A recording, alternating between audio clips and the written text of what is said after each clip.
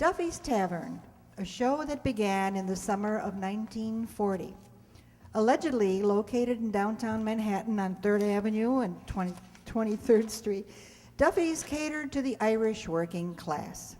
Its bill of fare included corned beef, cabbage, and pickled pig's feet. The food was bad, but the service was lousy. You never saw the owner, Duffy, but knew what he was like through his frequent telephone calls to Archie, his manager. One interesting true story is that Ed Gardner, who created the story, wanted a voice for the character Archie, who was pure New York, not Brooklyn, and they couldn't find an actor who could talk New Yorkese, I should say. He said all they would hear were voices that sounded like Dodger fans in the left field bleachers. At that point, Gardner stepped onto the soundstage, and voila, he became Archie. The other item that was of interest was that the original Miss Duffy was his wife, Shirley Booth. The Shirley Booth that we all then later on to know, she went on to great success on stage and in Hollywood, but their marriage dissolved shortly thereafter. So much for the latest gossip. It's time for the eyesore of the East Side, where the elite meet to eat. So pull up a cold one and let's listen to...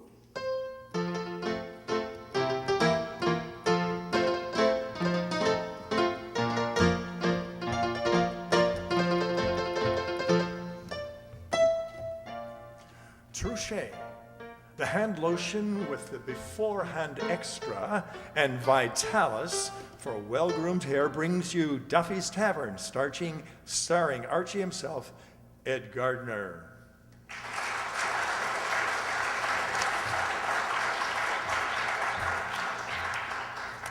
Here is a new and different way to care for your hands. It's with Touché, the beforehand lotion. A really different idea in hand lotion. Using Touché before you get to work, before you do dishes, before you put your hand in dishwater or do light laundry, Touché is so effective that it will guard your hands even in that very hot, soapy water. But you can also use Touché as you use ordinary hand lotion. Anytime your hands need a creamy, softening lotion. So get Touché and get an all-around hand lotion that also gives you beforehand protection, something no ordinary lotion can give you. Get Touché, the beforehand lotion, and get softer, lovelier hands.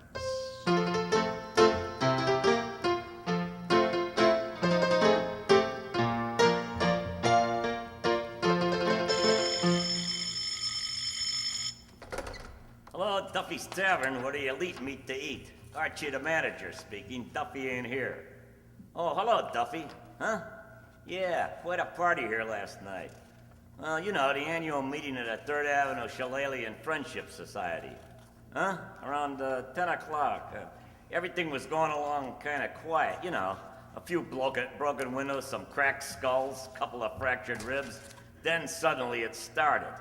The rowdy element from 2nd Avenue moved in. Well, the first thing you know, the fight was on.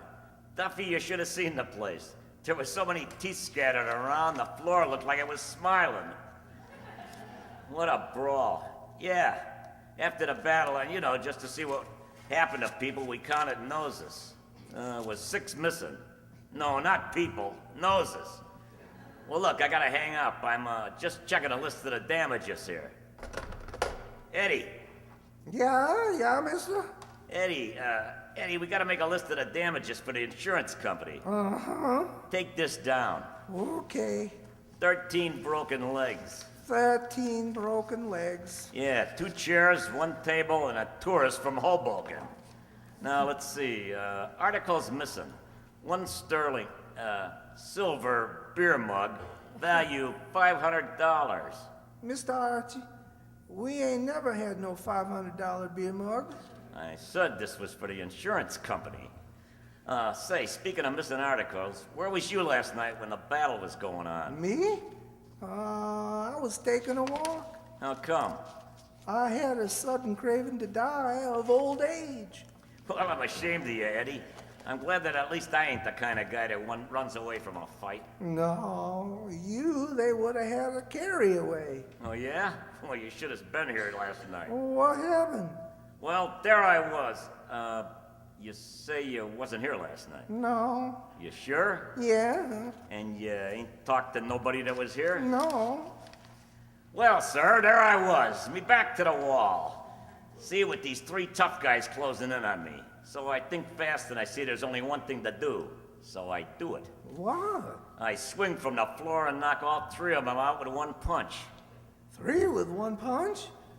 No. How is that possible? I just hit them. I don't explain them. So the next thing I do, Pick up the 3 guys and toss them in the gutter? who's telling this story? Sorry. Like I was saying, I pick up these 3 guys and toss them into the gutter. Eddie, I was like a man biting a dog. Hello, boys. Say, that must have been quite a battle last night. Miss Duffy, all I know is any guy on 3rd Avenue that ain't got a broken nose this morning is a dame. It's a lucky thing I was here to keep things from getting out of hand. Well, what did you do? What did I do? All I did was, you say you wasn't here last night. Right? Are you sure? Yeah? And you ain't talked to nobody that was here? No?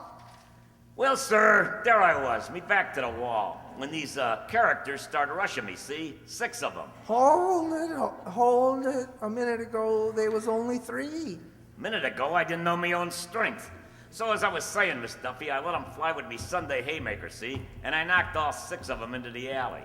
6 men with 1 punch? Archie, that don't make sense. In the heat of battle, who stops for logic? What a brawl, though. As I start hitting these guys, they're laying all over the place. I'm telling you, I ain't never seen such a mess. Hi, Arch. Hello, Finnegan. Hey, I hear it was quite a shindig here last night. Wasn't you here? Nah. Are you sure? Yeah? And you ain't talked to nobody that was here? No. Well, sir, here I was, me back to the wall. 12 guys jump at me. 12? Quiet, I'm rolling. Anyways, I picked up this big guy. He must have been about 7 feet tall, see? Well, fellas, I'd rather not talk about it. Oh, go on, Arch. Tell us. I'd rather not. Us unsung heroes have got sort of a code, what we call false modesty. Oh, come on, Arch. Tell us some more. I'd rather not talk about it. Okay, have it your way. Will you quit interrupting? So as I was saying, this 7-foot bruiser starts picking on me, so I throw him over my shoulder, see, and bounce him on the floor a couple times. You mean he's 7 feet tall and you throw him over your shoulder? It's an old Japanese leverage trick. What they call, Harry Carry. Well, to make a long story short, before the night's over, I have mayhemed at least 12 guys, see? Oh, boy. You know, Arch, you always was a great fighter. I remember when you was in school, you could lick anybody in the 4th grade. No wonder. At that time, he was in the 8th grade. Well, just the same, I bet he's the bravest guy in the world. Right, Arch?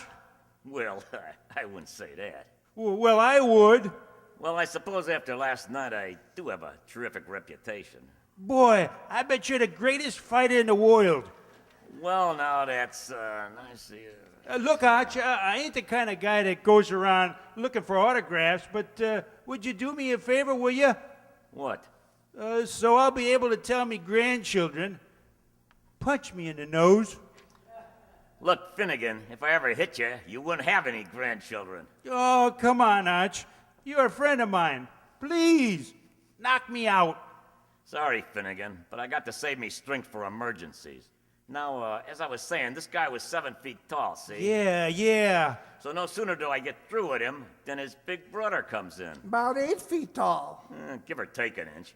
Well, anyway, this guy comes up to me, see, and, Hey, bartender, I'd like a drink. Later, bub, I'm telling a story. So like I say, this 8-foot guy is toting a rod. He's standing there with his brass knuckles emptying the nickels out of the pinball machine. Well, right away I can see that he's a troublemaker, see? Hey, pal, I said that I would like a drink. Look, would you stop interrupting? Now, where was I? Oh, yeah. So I goes over to him and I says, "Look, chum, did you come in here looking for trouble, see?" Hey, look, Doc. I am becoming oiked. Am I gonna get that drink? Quiet, will ya? I'm doing the talking here. Hey, bud. You ain't gonna be doing the talking very long if I shove my fist down your throat. Arch, why don't you sock this guy? Quiet, quiet. The gentleman is talking. You were saying something, sir? I was about to say that you are a stinking bartender. Well, sir, I may not agree with what you say, but I will defend to the death your right to say it. Just a minute, Bud. You better not talk to Archie that way. You know, last night he beat up 40 guys like you. Please let us not bore our guest. Ed, now, look, what kind of a drink would you like, Mr. McGurk is the name. Spike McGurk.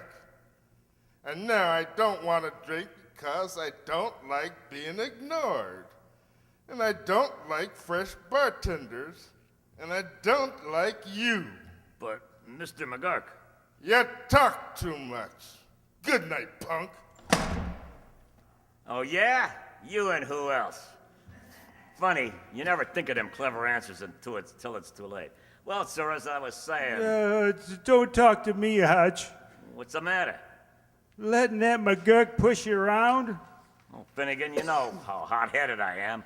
It took a lot of self-control to keep so cool. Ooh, you was positively shivering. You said last night you beat up 12 guys.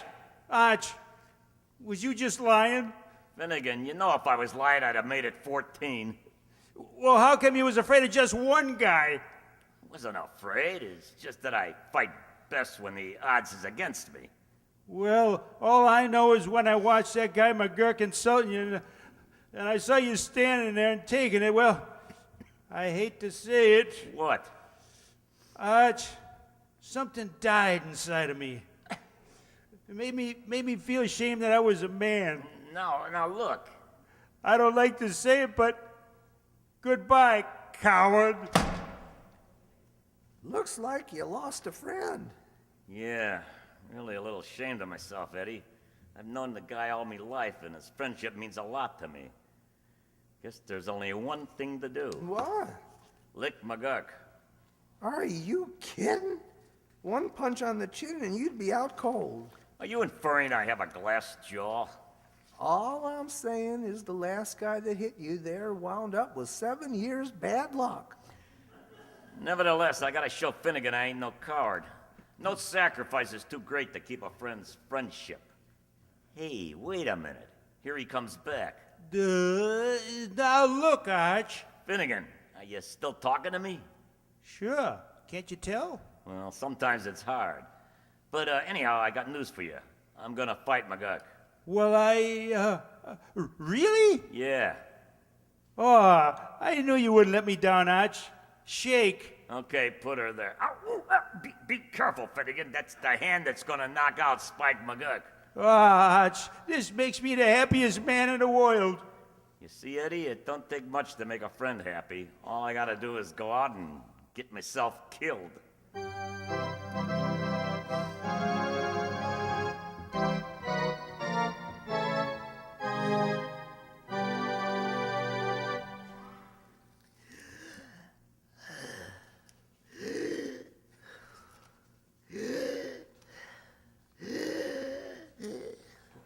What you doing? I'm training for the fight, Eddie. I gotta do me breathing exercises. Yeah, after Spike McGurk gets through with you, you won't have to worry about breathing. Oh, yeah? Don't be too sure about that. You know, where I come from, we chew rust and spit nails. That man is twice as big as you. So what? Size ain't everything. Remember the story of Davy and Goliath? I'm the Davy type. Well, you certainly can sling it. Eddie, don't interrupt me training, will ya? Now, where'd I put that glass of carrot juice? Carrot juice? Yeah, it gives you calcium. All you gotta do is wait, man. You'll get plenty of calcium during the fight. What do you mean? McGurk will knock your teeth down your throat. Eddie, Brute force ain't everything. Remember, in boxing, it takes brains as well as brawn. Okay, so you're a two-time loser. Oh, yeah? Now, just wait till I get in condition. Now, give me another drink of that carrot juice. Hey, Archie, why you keep drinking that stuff for? It's good for me, Miss Duffy. It puts hair on me chest. Oh, Care for some? no thanks. Hey, look, Arch, don't you think you better do some boxing? Yeah, who can I use for a sparring partner? Eddie, I don't like to ask you to do this. You know, boxing is a kind of a rough sport, but how about going a couple rounds with me? Be happy to. Nothing doing, you're too anxious. Let's see, who else is there? Say, how about you? I happen to be a woman. Who has to know? No thanks. Okay, let's see, who else is there? Hey, Oh, there's... say, Arch. Oh, hello, Joe. Hey, I hear you're gonna fight Spike McGurk. That's right. Do you really want to look good against him? Well, certainly I do. Then before the fight, put a little Vitalis on your hair. Because with Vitalis on the hair, everybody looks good. Tell me, why is that, Joe? Because Vitalis in the 60-second workout tames down dry, unruly hair and helps keep it handsome and healthy looking and without a greasy patent leather shine. No mineral oil in Vitalis, you know. No, just carrot juice. No, Vitalis contains only pure vegetable oil, and a Vitalis 60-second workout refreshes and stimulates your scalp. Actually prevents hair and scalp dryness. So, Arch, take a tip. Before the fight, put a little Vitalis on your hair. Why, Joe? The referee ain't gonna be a dame. I know, but at least when they carry you out of the ring, you'll be well groomed. Oh.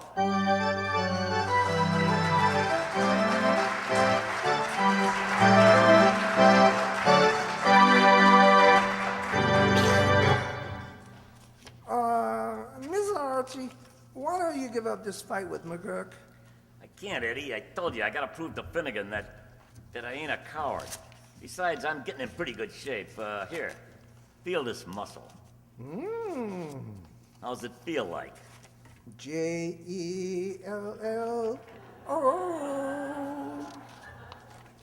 Hey, Arch, are you getting in shape? Never felt better in me life, Finnegan. Good. I'll go get McGurk. Tell him you're ready for him. Wait a minute. Leave us not be in a rush about this. Arch, you ain't gonna let me down again, are you? Well, no, it's just that I feel I could use a little more training. Eddie, the carrot juice, please.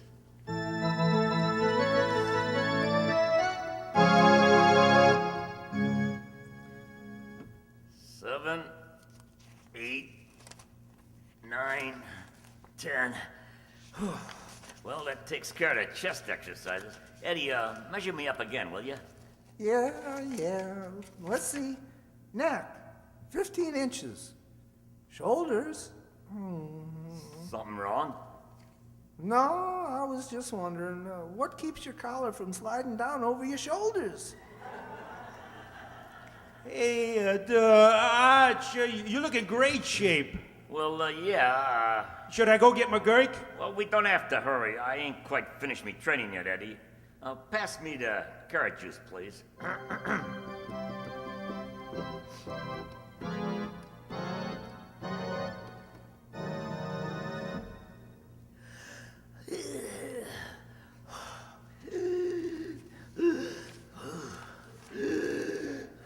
Well, how's it going, Arch? Pretty good, Finnegan.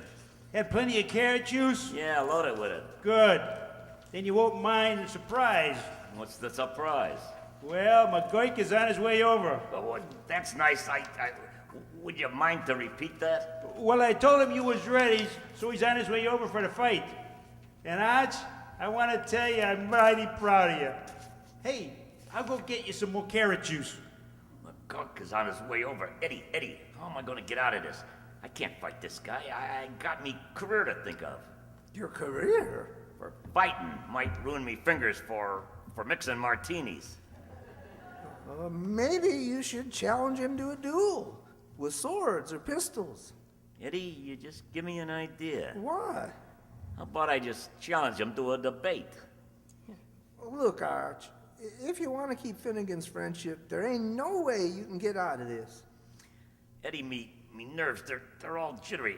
Look, turn on the radio. Maybe some music will relax me, huh? Okay. Friends, do you need accident insurance? Eddie, I said music. Well, I'm trying. All I want for Christmas is my two front teeth, my two front teeth, my two front teeth. I'll try another station. And what a fight it is at Madison Square Garden. The crowd is yelling for blood. I'm sorry. Leave it on. Maybe I'll get a few pointers. What a massacre. Lefty Malone lashes out and once again battling Donovan goes down. He gets up and runs into another slashing right, and then a left, and another right. Donovan's now hanging on to the ropes, and the referee is stopping the fight. It's a merciful end to a bitter battle, folks. Fight fans haven't seen a slaughter like this since that memorable night 6 years ago when Kid Hogan was so brutally beaten by the roughest fighter of all time, Spike McGurk. Care for some characters? Hear that? That's the guy that's coming down here to malfease me. Eddie, what am I gonna do? Mr. Archie, you gotta get hold of yourself. Get some confidence. I got plenty of confidence, but it's all in McGurk. Maybe I should do some sportsmanlike thing, huh? What's that? Get out of town. Oh, it's too late. What do you mean? Look what just come in the door. Spike McGurk. Quick, Eddie, we gotta act fast. What you gonna do? Well, there's only one thing we can do, Eddie. Yeah? You throw the bum out. Throw him out? Hey, I'm buying the gentleman a drink. Oh, no. Hey, I was tipped off that a certain guy has been begging for a fight. So I thought I would drop over and oblige the crumb. Good evening, sir. May I bid you a good evening, Mr. McGurk? Who are you? Friend of the loser. Well, here he is, Arch. Go ahead, tell him off. Now, look, McGurk. That's telling him. Give me a chance, Eddie. I'll tell him. First, let me tell you what I think of you, see? I don't like the way you look. I don't like the way you talk. I don't like the way you act. In fact, I don't like anything about you. Well, none of us is perfect. Arch, I hope I wasn't wrong right when I called you a coward. Okay, McGurk. Would you care to step outside? Would you repeat that? Would you care to step outside? Yeah, let's go. Okay, you go outside and I'll stay inside. Arch. Come on, quit stalling. But McGurk, we got a rule here at the tavern. No fighting allowed without boxing gloves, right, Eddie? Right, And we don't happen to have no boxing gloves, right, Eddie? right. Arch, there's boxing gloves right here on the wall. I wonder if this friendship is worth it. Come on, Arch. I'll help you put the gloves on. Well, we all gotta go sometime. Okay, Finnegan. Hey, Eddie, help me with my gloves, will you? Yeah, okay, champ. Look, Mr. McGurk, come here. Yeah? Could you kind of take it easy on Mr. Archie? You know, sort of leave him living a little bit? Why should I? Well, you see, he ain't such a bad guy. You see, the reason he got talked into this spot is on account of his friend, Mr. Finnegan, see? He didn't want him to think he was a coward. So that's it, eh? Hey, that's funny. I can understand how the guy feels. I remember when I was a little scared once before a fight. I'll never forget the look in me kid brother's eyes. Gee, he lost all his faith in me that night. I can understand how this Archie feels. Eddie, I tell you what, I tell you, I think I'm gonna let him win. Oh, thank you, Mr. McGurk. That's awful nice of you. Well, I got the gloves on. Well, let's go. Let's fight. You realize, sir, that this is your last chance to back out. Cut the conversation, will you? Come on, hit me. Just a second. Oh, mercy me, I think I smell something burning in the kitchen. Come back here. I'm in a hurry. Now look, just make a fist. Hold out your arm, and I'll run into it. Wait a minute. I just remembered. I gotta go over to the library. I got a book that's overdue. Arch, don't be scared. Last night you beat up 12 guys. Last night I was a much younger man. My former friend, I'm afraid that you are a coward. Okay, that did it. McGurk, here it comes. There. Ouch. Please, mister, do not hit me no more. I have had enough, and you have emerged victorious. Did you hear that? Victorious. Boy, Arch, am I proud of you. Thank you, Finnegan. Well, gents, so long and congratulations. Just a minute. Come back here. Huh? I ain't through with you, McGurk. Mr. Archie, now please. Now, butt out of this, Eddie. Look, McGurk, I don't like your face, I don't like the way you talk, and I don't like you. Now look, pal. Will you leave well enough alone? Don't talk that way to me, you punk. Put up your dukes. Oh, there's blood on the moon tonight. Pal, I'm trying to be nice to you, but don't push your luck too far. Yeller, huh? Take that, McGurk. Arch, speak to me. Ah, that dirty McGurk. Eddie, give me that bottle. Now look, McGurk. Your shoelace is untied. It is? Yeah, now take that. That did it. Now, Eddie, let's pick Arch up. All right. Hey, where am I? Are you all right, Arch? What happened? Hey, look at McGurk. All cold on the floor. That's right. You see, fellas, that carrot juice is pretty strong stuff. And after this, Finnegan, when you talk about somebody being a coward, look the other way, will ya?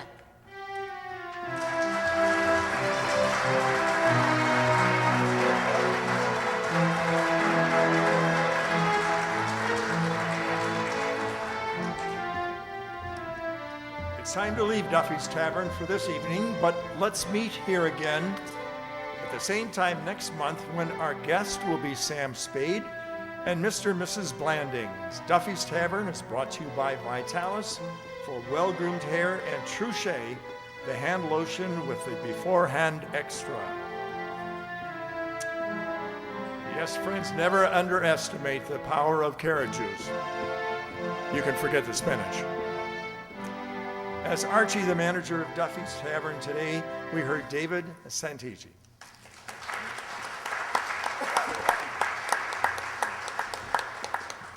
His wiseacre waiter, Eddie Green, was our wiseacre, Jay Summerfield.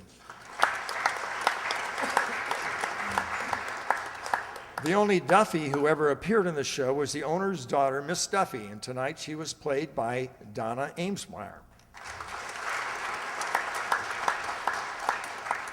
Who can forget Sheldon Leonard,